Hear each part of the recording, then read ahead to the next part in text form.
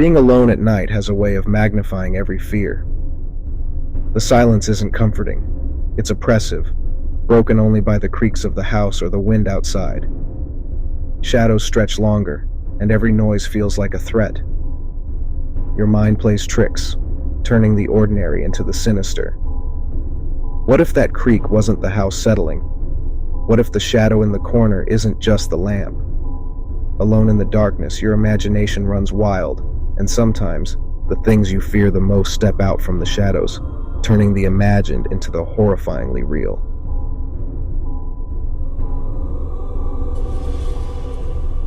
The snowstorm began just after dusk, blanketing the streets in thick, wet flakes. Jessica's parents hesitated before leaving for their anniversary dinner, but after checking the weather forecast, they decided it was safe enough. "It'll be fine," Jessica assured them, waving from the front door as her parents drove off. "It's just us girls." Inside, the living room buzzed with the sound of laughter and chatter. Jessica, Emma, Claire, and Rachel sprawled across sleeping bags in front of the TV, hot chocolate steaming in their mugs.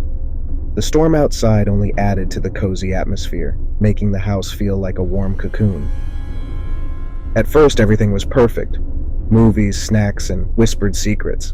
But as the night deepened, the power flickered, the lights dimming ominously before coming back on. "Whoa," Claire said, sitting up. "That was creepy." "Relax," Jessica said, though her voice wavered slightly.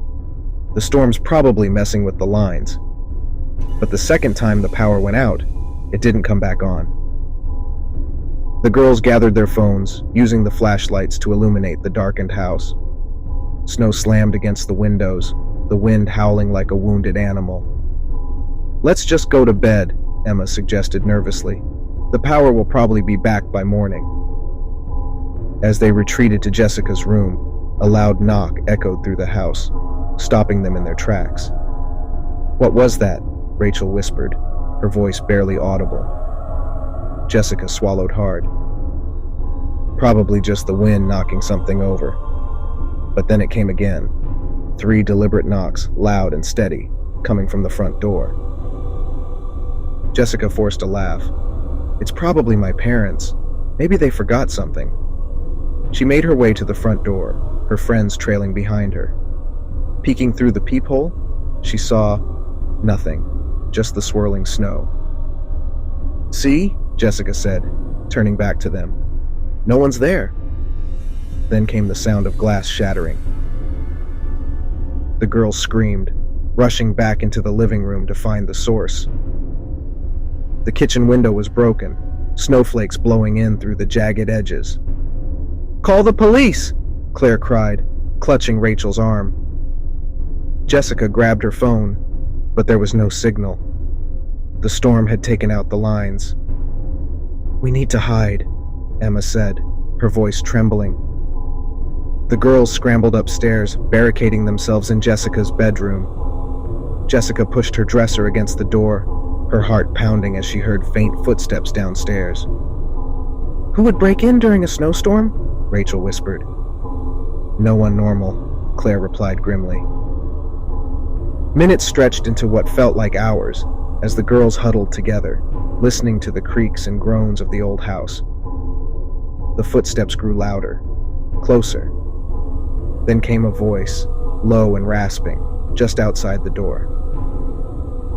"Come out, little girls," it sang mockingly. "We just want to talk."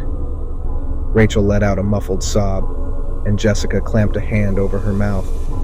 The voice was joined by another, deeper one. "Don't be shy. We saw you upstairs." Jessica's blood turned to ice. How had they seen them? The curtains had been closed. The door handle rattled violently, followed by a series of loud bangs. The dresser shuddered under the assault. "Go away!" Jessica screamed, tears streaming down her face. Laughter erupted on the other side of the door. Cruel, unhinged laughter that made her stomach churn. Suddenly, the banging stopped. The silence was almost worse, pressing down on them like a physical weight. "Do you think they left?" Claire asked, her voice barely above a whisper. Jessica shook her head. She didn't trust the silence.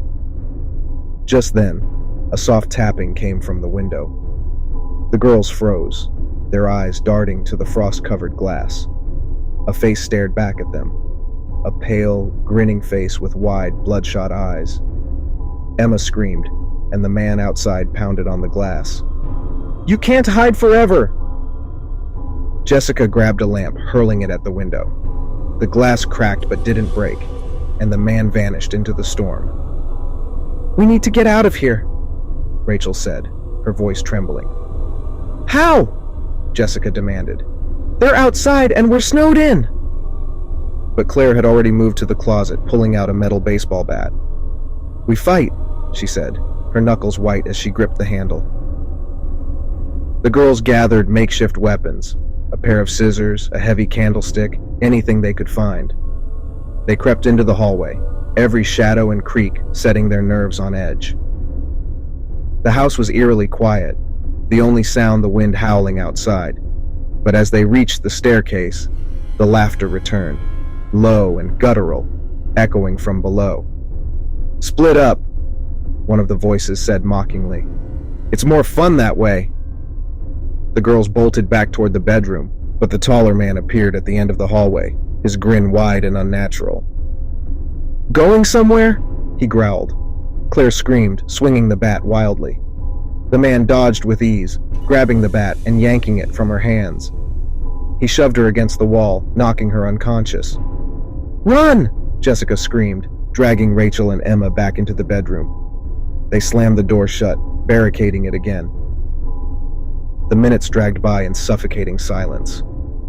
Jessica knelt by Claire, who was just beginning to stir, while Rachel and Emma pressed their ears to the door. "I think they're downstairs," Rachel whispered, her voice shaking. Jessica nodded, her heart pounding. "We need to get to the attic. It's the only place they won't think to look." The girls helped Claire to her feet, moving as quietly as possible toward the attic hatch. Jessica pulled down the ladder, cringing at the loud creak it made. They climbed up one by one, closing the hatch behind them. The attic was freezing, the air thick with dust and cobwebs, but it was safe, for now. Below, the sound of heavy footsteps grew louder. The men were searching, their voices echoing through the house. "They're hiding," one of them said. "But they can't hide forever." Jessica clutched the candlestick, her hands trembling. "We'll wait for the storm to pass," she whispered. "Then we'll make a run for it." But just as she spoke, a loud crash echoed from below. The hatch rattled and the men began to climb. The girls fought desperately, swinging their weapons as the first man emerged from the hatch. Jessica struck him across the face with the candlestick, knocking him back, but the second man was already climbing up. Emma screamed as he lunged for her, his knife gleaming in the dim light. Rachel tackled him, sending them both crashing to the floor. "Get out of here!" Rachel screamed, holding him back as Jessica and Emma helped Claire climb out the attic window onto the snowy roof. The girls scrambled down the roof and into the storm, their breath freezing in the air. They ran blindly through the snow, the men's shouts echoing behind them. By the time the girls reached the neighbor's house, the storm had begun to die down. They banged on the door, screaming for help. The lights flickered on, and Mr. Henderson opened the door, his face pale with shock. "Call the police!" Jessica sobbed. The men were never found, but the girls never returned to that house. The storm covered their tracks, and the police found no evidence of who the intruders were, or why they had come. But Jessica knew one thing for certain. She would never forget the grinning face in the window.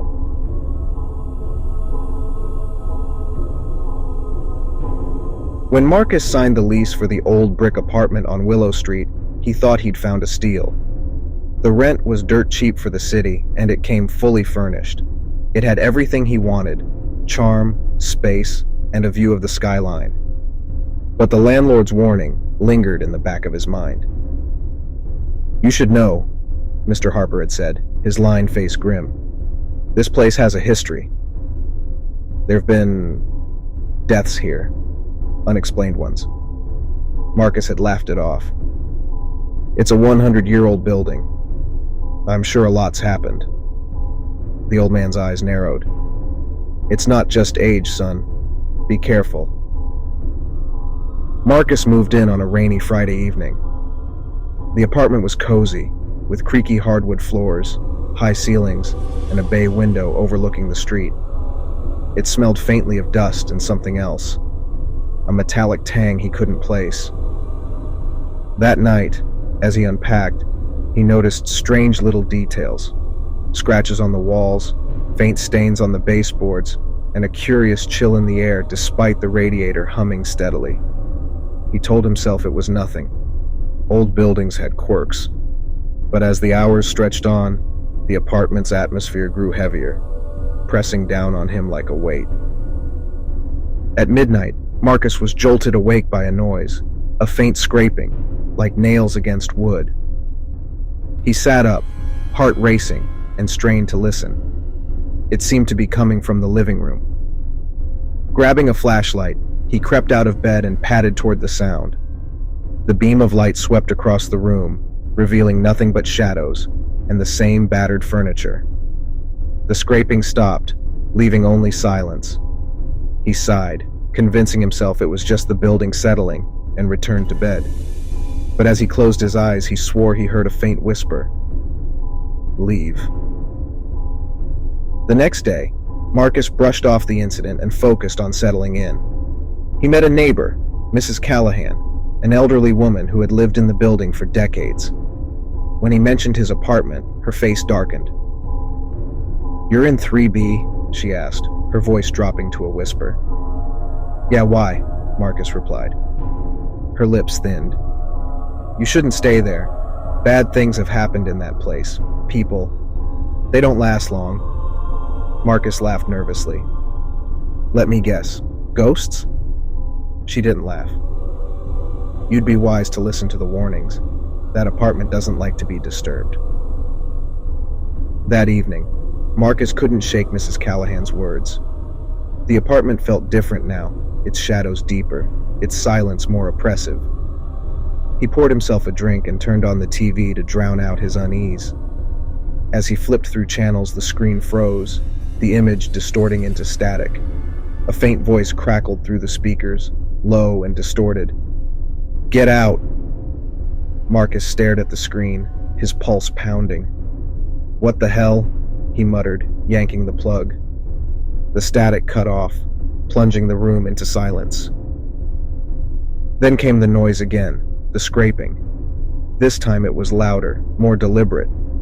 It seemed to come from inside the walls. Grabbing a broom, Marcus tapped on the wall. "Cut it out!" he shouted, his voice trembling. The scraping stopped, but the silence that followed was worse. Marcus pressed his ear to the wall, and his stomach turned as he heard it, faint breathing.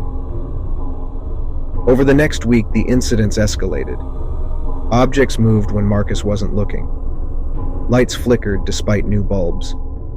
At night, he felt a presence watching him, his skin crawling as if unseen eyes bore into his back.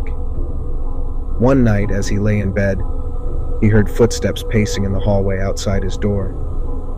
They were heavy and deliberate, moving back and forth for hours.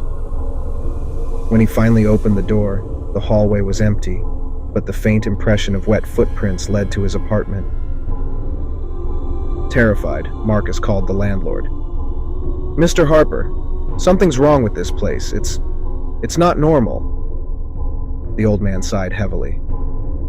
"I told you, son, that apartment doesn't let people go easily." "What the hell does that mean?" Marcus demanded. But the landlord hung up. The breaking point came 2 nights later. Marcus woke to the sound of his bedroom door creaking open. His heart pounded as he sat up, the room bathed in the pale glow of the street lamp outside. The door swung slowly, revealing the dark hallway beyond. "Hello?" he called, his voice shaking. A figure stood in the doorway, its outline barely visible. It was tall and impossibly thin, its limbs unnaturally long, its head tilted unnervingly as if studying him. Marcus froze, his breath catching in his throat. The figure stepped closer, its movements jerky and wrong. As it entered the room, Marcus saw its face, twisted, featureless, and horrifyingly blank. He scrambled out of bed, knocking over a lamp as he bolted for the door. The figure didn't chase him, but stood there, its head tilting further, as if amused. Marcus spent the rest of the night at a diner, too afraid to return. He decided to break his lease and move out the next morning. When he returned to the apartment to pack, he found the door ajar. Inside, the place was in shambles. Furniture was overturned, his belongings scattered, and the walls were covered in deep scratches. The metallic smell was stronger now, making his stomach churn. In the corner of the living room, he found something that made his blood run cold. A dusty photograph. It was old, black and white, showing a group of people standing in front of the building. His apartment's windows were visible in the background. At the edge of the group stood a tall, thin figure, its face eerily blank. Marcus never returned to 3B. He moved out that same day, leaving most of his belongings behind. He later learned that every tenant who had lived there before him had left under similarly mysterious circumstances, or worse, they simply disappeared. The building still stands, its windows dark and lifeless. Locals say that if you pass by late at night, you might hear the faint sound of scraping and whispers from within. And if you linger too long, you might see a tall, thin figure watching from the window of 3B.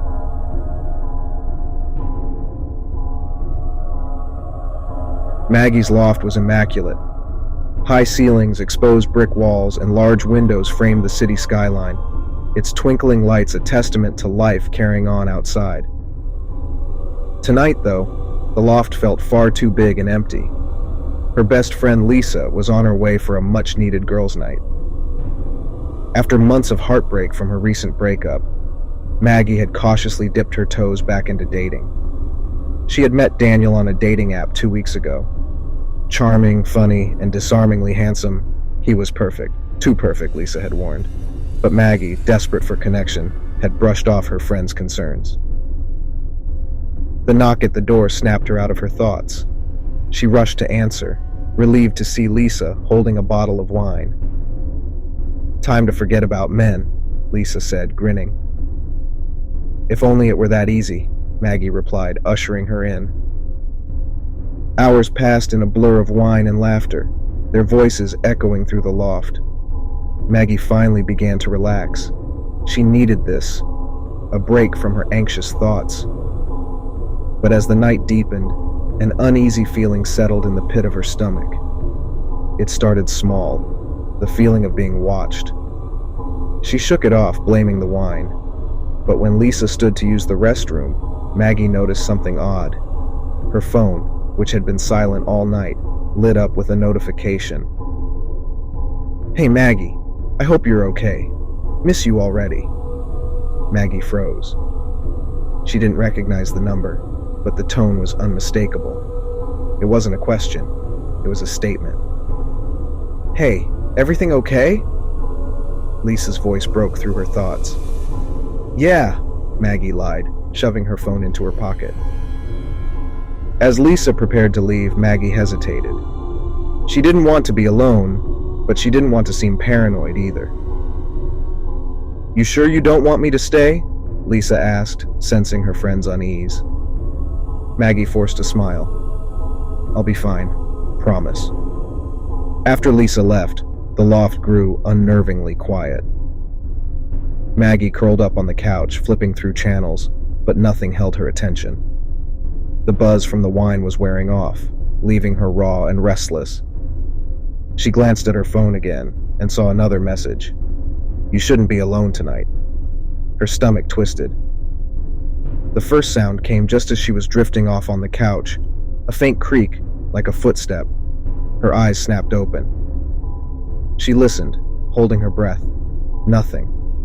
She shook her head, scolding herself for being jumpy. The old building always made noises at night, the exposed beams shifting with the wind. She stood, and stretched, deciding to call it a night. As she walked toward the bedroom, she froze. A faint, rhythmic tapping echoed through the loft. It was coming from the front door. Maggie's pulse quickened as she approached the door, peering through the peephole. The hallway was empty, the glow of the emergency lights casting long shadows. "Lisa!" she called, her voice barely above a whisper. No response. Her hand hovered over the deadbolt. She shook her head, stepping back. Just the wind, or maybe a neighbor's prank, she thought. She turned off the lights and went to bed. At 3 a.m., Maggie woke to the sensation of being watched. Her room was dark, the loft silent save for the hum of the refrigerator. She reached for her phone, the faint glow illuminating her nightstand. As she scanned the screen, she noticed something odd. The kitchen light was on. She distinctly remembered turning it off. Her chest tightened as she climbed out of bed.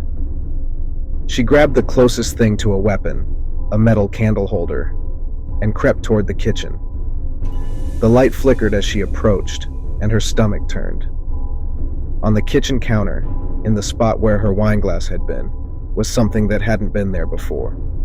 A single red rose. Maggie stumbled back, her breath coming in shallow gasps. She hadn't let anyone in. The loft was locked, wasn't it? Her eyes darted to the windows. No, they were shut tight. The door was bolted. The elevator required a key to access her floor. The realization sent a chill down her spine. Someone was in here, or they had been. She fumbled for her phone and called Lisa, her hands shaking. Pick up, she whispered. Lisa didn't answer. The loft's silence became oppressive. Every creak, every shift in the air made Maggie's skin crawl. She checked every corner, every closet, but found nothing. Maybe I'm losing it, she muttered, clutching the candle holder like a lifeline. She returned to the bedroom, her heart pounding. Locking the door behind her, she climbed into bed and pulled the covers up to her chin. But sleep wouldn't come. Then she heard it, the faint sound of breathing. It was coming from under the bed. Maggie froze, every muscle locking in place. Her mind raced, screaming at her to move, but her body refused. The breathing grew louder, more deliberate. Summoning every ounce of courage, she threw the blanket aside and leapt from the bed, backing into the corner of the room. "Who's there?" she demanded, her voice shaking. A long pause. Then slowly, a hand reached out from beneath the bed. It was pale, long fingers curling against the hardwood floor. Maggie screamed, throwing the candle holder. The hand retreated, and she bolted for the door. She ran to the living room, fumbling for her phone to call the police. As she dialed, a figure emerged from the bedroom. It was Daniel. His face was twisted, his once charming features contorted into something monstrous. "Why are you running from me?" he asked, his voice calm, almost soothing. "Get out!" Maggie screamed, backing toward the door. Daniel stepped closer, his movements slow and deliberate. "I just wanted to see you, to make sure you were safe. You broke into my home." He tilted his head, his expression unreadable. "You invited me, Maggie. Don't you remember? You told me about your loft, your spare key." Her heart sank. She had mentioned the spare key on their second date, laughing it off as a harmless detail. "You need me," Daniel said, his voice low. "No, I don't," she shouted, tears streaming down her face. His smile widened. "Yes, you do. And now, you'll never be alone again." The sound of sirens shattered the tension. Maggie's phone was still in her hand. The call connected. Daniel's face darkened, and he turned toward the door. "This isn't over," he whispered, before slipping out into the night. When the police arrived, Maggie was trembling, her body racked with sobs. She told them everything, but Daniel was gone. The loft, once her sanctuary, now felt like a prison. Maggie moved out the next week, leaving behind the rose, the memories, and the man who had turned her life into a nightmare. But even in her new apartment, she couldn't shake the feeling of being watched. Sometimes, late at night, she swore she heard footsteps outside her door.